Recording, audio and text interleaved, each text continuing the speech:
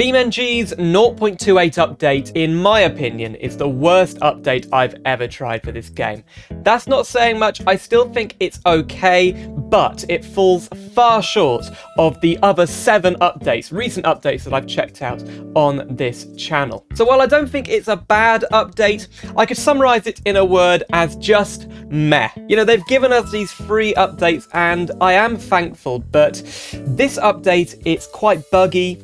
The way that they kind of hyped it up through social media, I think, has let us down, and I'm a little bit concerned about the future of this game. Of course, the big YouTubers all got early access to the update so they could release a video on the day of the update. It was released about a week ago as I'm recording this. I was on holiday, and I'm actually really glad that I missed the update, because I've got the benefit of hindsight now. I can see what people are saying about the update, and while a lot of people obviously do love the update, they like it, there is some criticism being leveled at it. By the way, I have actually asked BeamNG to be part of that scheme where if you're like a creator, you can get early access to the updates. They haven't responded to me, and I mean, I can't compare with some of the big BeamNG YouTubers. I mean, one of them burps in their videos, and I just cannot compete with that, clearly. So instead of looking through the patch notes, running through every single little change, I'm going to be summarizing the update and giving you my thoughts on why it disappointed me quite a bit. So let's talk about the things I really do like about this update. It's not all doom and gloom, there's some great stuff in here.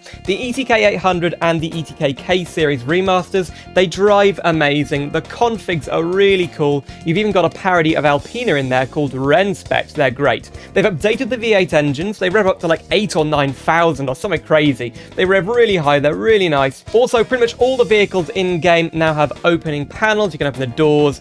On the Widgeon, you can open the canopy, which I think is really cool. Unfortunately, the truck and the bus don't have opening doors like the other vehicles, but that's okay. They've got some really cool sound effects for the doors opening and closing. Apparently, the hinges are now properly animated and modeled. We've got tire and wind noise.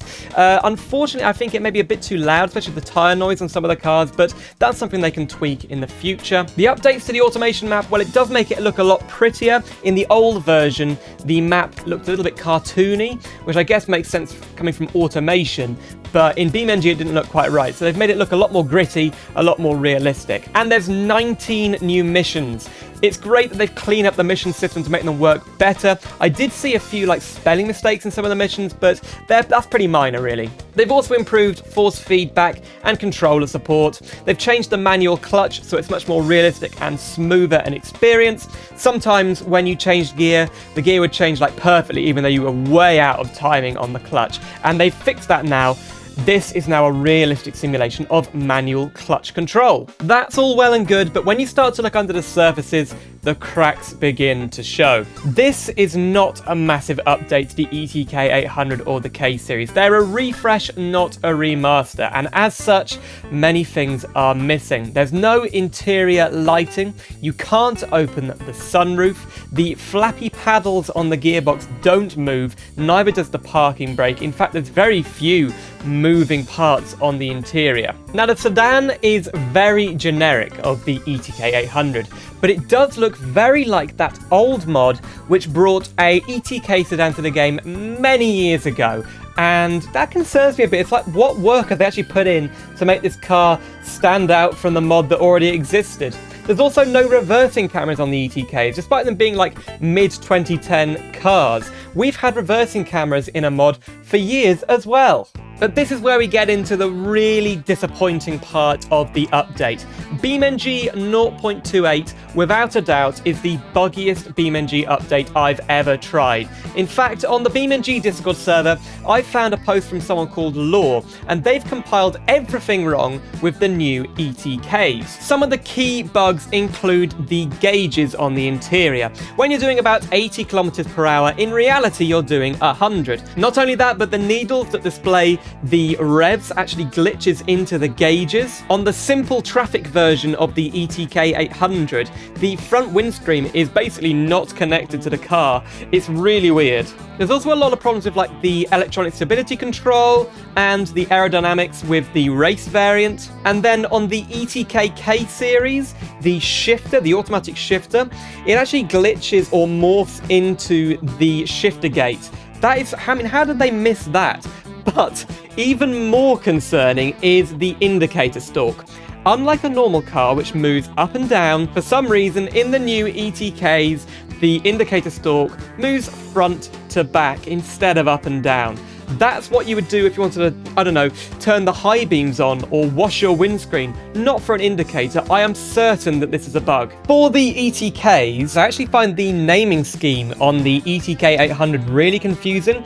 And as you're looking through the list of them, it's very difficult to tell what they even are. They've got very weird names. The update has broken a lot of mods, which is to be expected, but it's also broken a lot of the vanilla vehicles that weren't even refreshed or updated much. The Miramar's steering wheel is on upside down, and I'm almost certain this is to do with the new interior collisions, but the steering wheels still don't deform, and that's because they're props, not like part of the car, so not all of the interior has actually been improved. The automation map has quite a few graphical bugs, especially with the water around the dam, and also the cars seem to float when they're driving on the dam like they're hover cars. Despite all these issues, and the fact that the map doesn't look massively different to the old one, I get much lower FPS. You know, is it really worth it to get, you know, half the FPS I used to get? Also on the Italy map, there is a tree in the middle of one of the roads, which is like, where did that come from? The AI is still pretty bad. In the new AI races, the AI just kind of crash into you all the time. It's like they think it's a demolition derby. Their awareness is still really bad. They make kind of a song and dance about this in the patch notes, but they'll still block your way if you're in a police car and you've got the siren on. It's a bit weird. And one thing that's more kind of a personal preference to me, I do not like the default points of view in the cars now. They've changed the way the camera works. It's kind of weird when you look down with a controller, the view kind of goes up and down. It's a really weird sort of feeling. And there's new kind of camera angles by default that I just think are really bad, and you're going to have to spend quite a bit of time adjusting your camera in pretty much every car and every mod in the game to get it suited to you. It just seems like the default positions are way worse than they used to be. So there is what I hope has been mostly constructive criticism of BeamNG 0.28. I'm sure there'll be a hotfix soon, but it's been a week now and we haven't had one. In the past, they've updated the game with hotfixes after an update pretty quickly, but it really doesn't help when, on the day of release, big YouTubers make statements like this that just clearly aren't true. Yes, this is a smaller update, but it's been packed full with just as much quality as every single update the devs have ever put out. Just as much quality as every single update the devs have ever put out. I think it's fairly clear that this update was rushed. It kind of was sprung on us. It released quite early in April, and maybe they're trying to get out as many updates this year as possible, but also the fact that they clearly haven't tested it very well. And they hyped it up quite a bit, making it sound like it was going to be something really radical with those ETKs, and the delivery was, you know, it's fairly interesting content, just not very well polished. And yes, BeamNG 0.27 was huge, so this is going to look small in comparison. But I think they need to be realistic about the things they promise or the things they tease in the future. They also need to give us a stable foundation for the modding community to work with. If the base game isn't reliable and bug-free, people are going to have a very hard time putting good mods into the game. So I'm disappointed, but I know they can turn this around. I know they can give us that hotfix we really need, or probably more than one hotfix. And of course, I'm going to keep covering the updates for this game and the mod content that's released on the repo and elsewhere. Well, that was a bit of a different video. I mean, I've never really criticised the BeamNG devs before, but I think it was worth it this time just to keep them in check. It's sort of become a bit of an echo chamber around here, but, you know, I hope I don't get too much hate over this. I am just expressing my opinion, and of course you're free to have your own opinions and share them in the comments with me, as long as you do it in a nice and civil way. If you want to see my full live stream where I try out the 0.28 update for the very first time, click the link on screen right now. I think you'll enjoy it a lot. Thank you so much for watching. Come and join the Discord server. We've got some giveaways on there right now. I'd love to hear what you think about BeamNG 0.28.